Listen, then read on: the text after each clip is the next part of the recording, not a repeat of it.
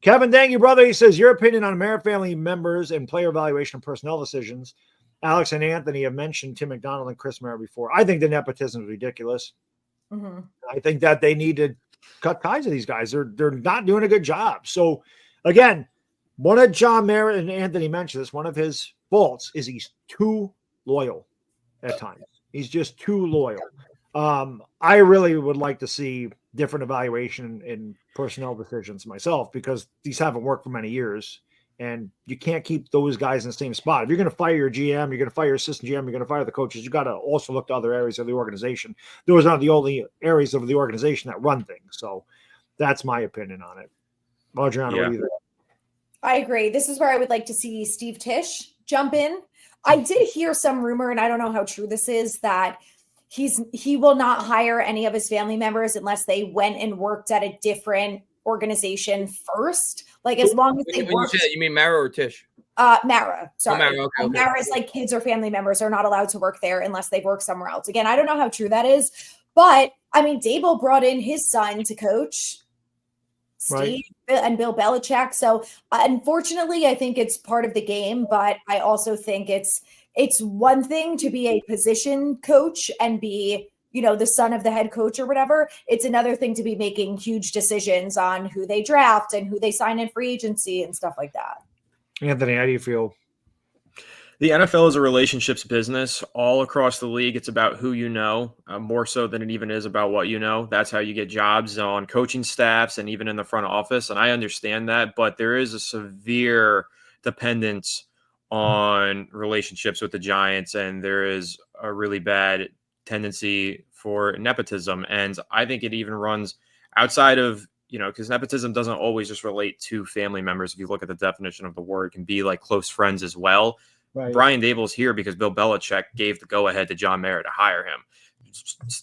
Joe Schoen is here because he worked under Bill Parcells at one point in Miami. Like, we thought that we had finally gotten out of a tree. He worked under Gettleman. Yeah, exactly. So we got out of a tree. Joe Judge, you probably ended up with Joe Judge because he worked with Belichick. Right? Yeah. We thought we were going third party, like we were actually getting out of a tree when we hired these Buffalo guys. We really weren't. It was still John Mara relying on who he knows rather than what he knows, and trusting people and taking their letters of recommendation. So that's why we're still in a mess. That's why we'll always be in a mess, again, until John Mara lets somebody else take over. That was my argument earlier, and it's still going to be my argument. And the family members in here, these guys, my bone to pick with them, I understand bringing family members in and letting them learn the business. I understand that. They've gotten promotions, though. Like, these guys have moved up the ranks. Like, at a certain point, it gets ridiculous.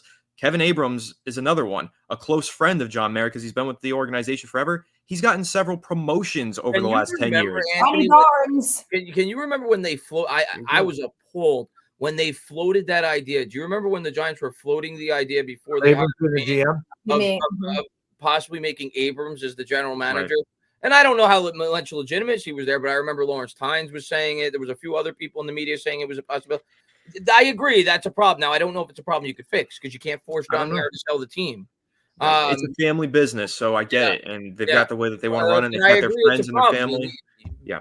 I don't think it's going to – you can't fix it, though. You can't force Mara to sell the team.